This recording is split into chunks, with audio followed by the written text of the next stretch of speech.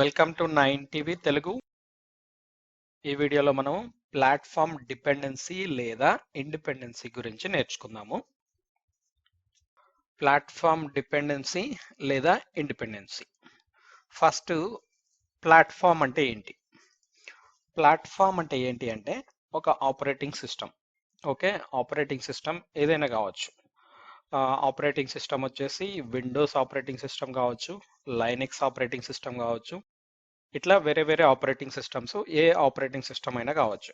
So దీన్ని మనం ఒక ప్లాట్ఫామ్ అంటాం.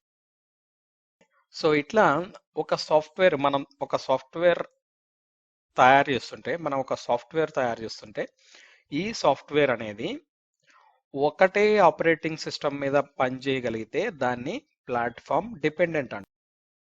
అదే మనం తయారు చేసే సాఫ్ట్వేర్ ఒకటే ఆపరేటింగ్ సిస్టమ్ మీద కాకుండా మల్టిపుల్ ఆపరేటింగ్ సిస్టమ్స్ మీద పనిచేయగలిగితే దాన్ని ప్లాట్ఫామ్ ఇండిపెండెంట్ అంటాం. అది ఎలా వర్క్ అవుతుంది అంటే, సపోజ్ మనం ఒక సోర్స్ కోడ్ రాసాం. ఓకే, మనం ఒక అప్లికేషన్ తయారు చేసాం. సో మనం చేసినటువంటి అప్లికేషన్ మనం బిల్డ్ చేసినప్పుడు ఏదైతే కోడ్ జనరేట్ అవుతుందో ఇది సోర్స్ కోడ్ అన్నమాట. సో ఇది సోర్స్ కోడ్. ఈ సోర్స్ కోడ్ ని మనం బిల్డ్ లేదా కంపైల్. సో కంపైల్ అందాం. బిల్డ్ లేదా కంపైల్ చేసినప్పుడు మనకి డైరెక్ట్ గా సపోజ్ ఒక ఆపరేటింగ్ సిస్టమ్ కి అర్థమయ్యే కోడ్ వచ్చింది అనుకో. సపోజ్ ఇది విండోస్ ఆపరేటింగ్ సిస్టమ్ అనుకుందాం, విండోస్ ఓఎస్. ఓకే, సో ఇది విండోస్ ఆపరేటింగ్ సిస్టమ్ కి అర్థమయ్యే కోడ్ జనరేట్ చేసింది అనుకో. సో దాన్ని మెషిన్ కోడ్ అంటాం.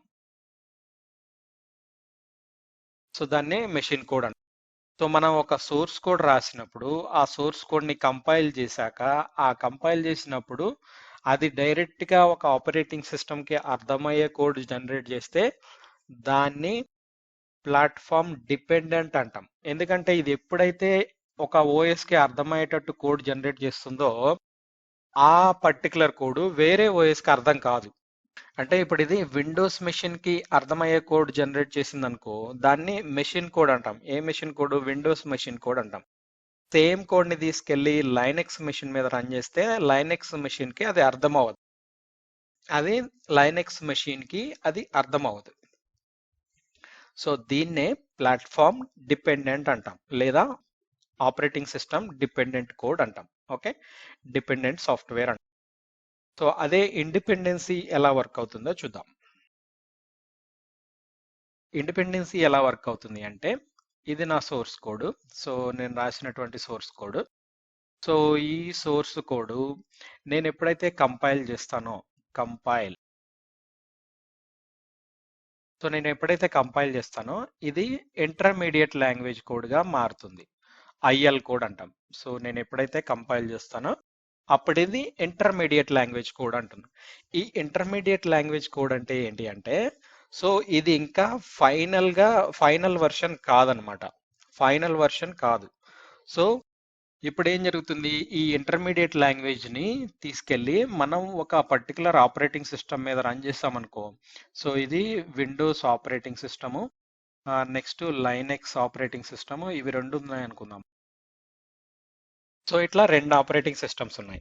సో ఇప్పుడు ఏంటి, ఈ IL code intermediate language code ని తీసుకెళ్ళి నేను విండోస్ ఆపరేటింగ్ సిస్టమ్ మీద రన్ చేస్తున్నాను అనుకో. ఈ విండోస్ ఆపరేటింగ్ సిస్టమ్ మీద రన్ చేయాలి అంటే నాకు CLR common language run time అనేది ఉండాలి. ఈ సిఎల్ఆర్ ఏం చేస్తుంది అంటే ఈ ఇంటర్మీడియట్ లాంగ్వేజ్ కోడ్ ని విండోస్ ఆపరేటింగ్ సిస్టమ్ కి అర్థమయ్యేటట్టు కన్వర్ట్ చేసి ఎగ్జిక్యూట్ చేస్తుంది అనమాట. సేమ్ ఇదే కోడ్ ని తీసుకెళ్లి నేను లైనెక్స్ మెషిన్ మీద రన్ చేయాలనుకో. సో ఇందులో కూడా నాకు సిఎల్ఆర్ అనే టూల్ ఉంటే, సిఎల్ఆర్ అనేది ఉంటే, ఆ సిఎల్ఆర్ ఏం చేస్తుంది, ఈ ఇంటర్మీడియట్ లాంగ్వేజ్ కోడ్ ని తీసుకెళ్లి లైనెక్స్ మెషిన్ కి అర్థమయ్యేటట్టు కన్వర్ట్ చేసి అక్కడ రన్ చేస్తుంది. సో ఇప్పుడు ఏమవుతుంది, మనం రాసినటువంటి source code more than one operating system, అంటే ఒక ఆపరేటింగ్ సిస్టమ్ అంటే మల్టిపుల్ ఆపరేటింగ్ సిస్టమ్స్ లో ఎగ్జిక్యూట్ అవుతుంది కదా. సో దీన్నే ప్లాట్ఫామ్ ఇండిపెండెన్సీ అంటాం. అంటే ఒకటే ప్లాట్ఫామ్ ని టార్గెట్ చేసి రాసే కోడ్ నేమో ప్లాట్ఫామ్ డిపెండెంట్ అంటాము. అట్లా కాకుండా ఏ ఆపరేటింగ్ సిస్టమ్ మీద అయినా రన్ చేయగలిగితే దాన్ని ప్లాట్ఫామ్ ఇండిపెండెంట్ కోడ్ అంటాం అనమాట. సో అది ఇక్కడ చూసినట్లయితే, సో మనకి ఇక్కడ చూడొచ్చు మనం సోర్స్ కోడ్ని కంపైల్ చేసినప్పుడు మెషిన్ కోడ్ జనరేట్ అయితే దాన్ని ప్లాట్ఫామ్ డిపెండెంట్ అంటాం. అదే ప్లాట్ఫామ్ ఇండిపెండెన్సీ అంటే ఏంటి అంటే అదే ప్లాట్ఫామ్ ఇండిపెండెన్సీ అంటే ఏంటి అంటే సోర్స్ కోడ్ని కంపైల్ చేసినప్పుడు సిఐఎల్ కోడ్, ఐఎల్ కోడ్ అంటే సిఐఎల్ కోడ్ అంటే కామన్ ఇంటర్మీడియట్ లాంగ్వేజ్ కోడ్ అంటామన్నమాట. మనం ఐఎల్ కోడ్ అని డిస్కస్ చేసాము. So IL code, CIL code, MSIL code మనం ఎలా అయినా పిలుచుకోవచ్చు. సిఐఎల్ కోడ్ అంటే కామన్ ఇంటర్మీడియట్ లాంగ్వేజ్ కోడ్ అన్నమాట. సో ఎంఎస్ఐఎల్ ఏంటంటే ఇది పాత నేమ్ అనమాట. మైక్రోసాఫ్ట్ ఇంటర్మీడియట్ లాంగ్వేజ్ నేమ్ అనేది పాత నేము. సో ఇప్పుడున్నటువంటి నేము సిఐఎల్ కోడ్ అన్నమాట. సో ఇట్లా మనం ఎప్పుడైతే కంపైల్ చేస్తామో కంపైల్ చేసినప్పుడు సిఐఎల్ కోడ్ జనరేట్ అవుతుంది డాట్ నెట్ లో. ఈ సిఐఎల్ కోడ్ ని సిఎల్ఆర్ సహాయంతో మనము మెషిన్ కోడ్ గా కన్వర్ట్ చేసి ఆ పర్టికులర్ మెషిన్ లో రన్ చేయగలుగుతాం అన్నమాట. సో అట్లా ప్లాట్ఫామ్ ఇండిపెండెన్సీ పాసిబుల్ అయింది. జావాలో కూడా అంతే.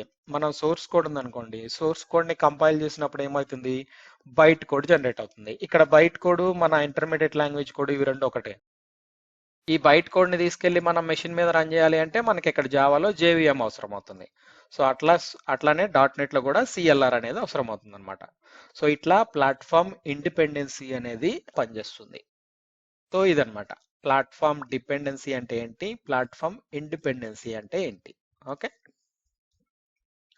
ఇది నేను ఈ కంటెంట్ అంతా నేను ఈ వీడియో డిస్క్రిప్షన్ లో పెడతాను, మీరు చదవచ్చు. ఓకే, ఈ కంటెంట్ అంతా నేను వీడియో డిస్క్రిప్షన్ లో పేస్ట్ చేస్తాను, మీరు చూడండి. నెక్స్ట్ వచ్చేసి మనం compilation and execution of program. Dot net లో ప్రోగ్రామ్ కంపైలేషను, ఎగ్జిక్యూషన్ ఎలా జరుగుతుందో చూద్దాం. ఓకే,